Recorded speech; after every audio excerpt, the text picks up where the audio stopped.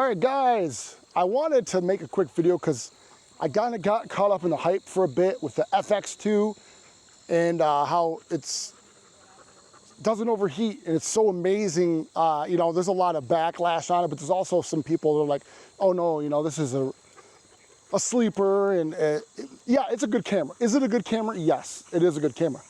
Is it a good value versus the competition? No, it's not. Could it be a good value for you if that's all? If all you need is 4K 25, 4K 30, and doesn't overheat, and you want Sony full frame, you want the 10-bit 222, all that, then you really don't have an option, because all of their cameras, pretty much, long form video, that's not the FX30, I'm talking about full frame, will overheat. All of them. A7 IV, I've had it, it does overheat if you run it long enough, long form. So it will overheat, and it doesn't do any more than 4K 30 uncropped. 4K 60, yes, but it's cropped. So if you think about it, the Nikon Z5 II, I saw some videos on it. I don't know how good it is, like in sun. The Nikon Z5 II doesn't overheat. I saw some tests ran against you know, the A7 IV, some other ones, even the R6 II, which is pretty good for overheating as well. It didn't overheat. My Z6 III didn't overheat. Of course, I didn't bake it in hot sun, but it does way more than the A7 IV. You see, and I was thinking, man, the FX2 would be good, because one thing, this is the most important thing that I think is good about the Sony system that a lot of people aren't mentioning, is the instant mic recording that you get, like the DJI attachment, or I have I believe it's a Godox microphone, a transmitter. You put it on there and you don't have to put wires on it, right? It's all wireless. It goes in the hot shoe.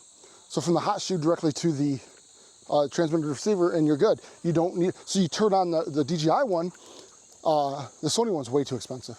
But the DJI one, you get that little adapter with the DJI Mic 2 or 3 or whatever. It turns that on. When you turn the camera off, it turns off.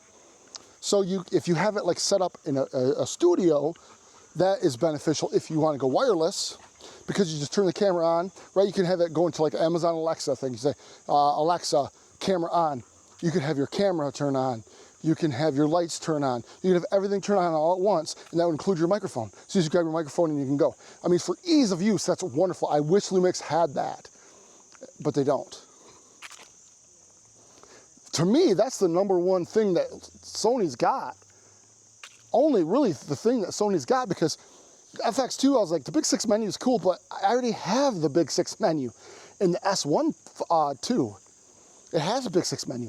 And if you click on it, you can click on the microphone, you can click on the, and you can adjust the audio, everything. The Big 6 is all right there. It's actually more than Big 6, it's like the Big 12, because you can adjust other things along with it, like the microphone and such. But I almost bought into the FX2, I'm like, nah, what would I use it for? Because think about it, I got the ZVE1, and really the only thing that the FX2 would offer me is no overheating, honestly. Yeah, if I want to take pictures, but that's not a big thing. I usually use my phone for that, or I have 3 other cameras that can take pictures.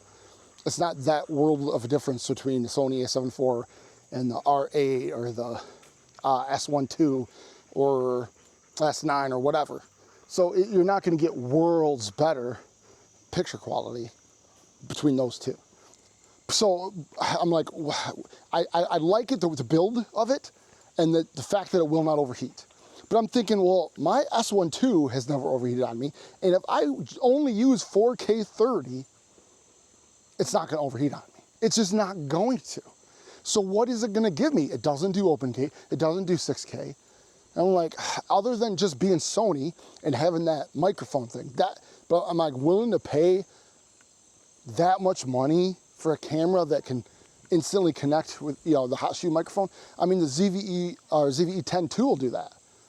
My ZVE1 does that, so I already have that. So it doesn't offer me anything. I'm like, then I heard the R6 III is coming, which is pretty cool. I might look into that just for giggles. And the Nikon ZR, or whatever that's going to be called, the like red ZR cinema cam, kind of entry level ish.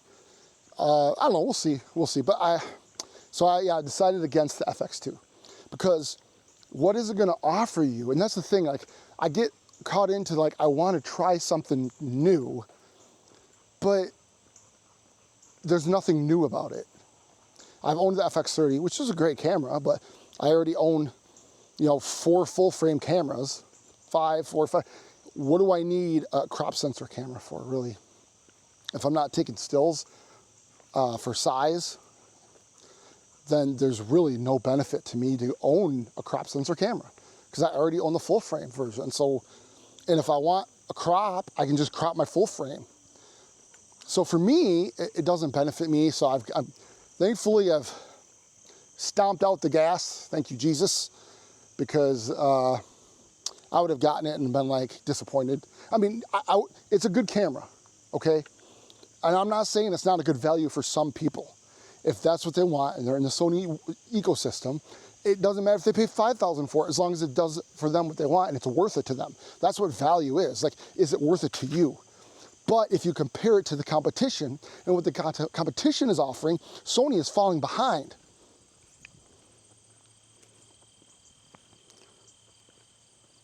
So I really believe that, you know, the A7 IV's really got to step up. The A7 IV's got to step up because, I mean, Sony has more lenses than all the other mounts, but they're losing ground. Nikon's moving up, Lumix is moving up, and I'm not, you know, look, I don't care about brands, whatever, you know. I want whatever works best for me, but I do like Sony. I like how it works. The user interface and everything, it's the one I'm most comfortable with. It takes time to learn a new system, and like the Lumix is definitely different. It's definitely different, and it took time, and I'm still learning it, but at least I can grow into it to whatever. I mean, really, the S1 II, I would probably never ever need another camera again until that thing died. What more could I possibly need from a camera? Even stills, I could do 96 megapixel stills on that. 96, and they look amazing. So what more could I get out of it that I don't already have out of a new camera, except for just ease of use and convenience? And that's the one thing that Sony offers me right now is convenience with that microphone. Like I'm shooting right now on the Pocket 3. The convenience is this microphone. I turn that thing, you know, I turn the screen, turns on, turn on my microphone, put it on, and it's done. It's connected automatically. That's what Sony can give me. If Lumix does that too, if they can make their hot shoe do that, that's just one more nail in the coffin. So that just draws me away from Sony. And the value is not in Sony right now, unless you absolutely have to have a Sony camera, and that's where all your lenses are and stuff.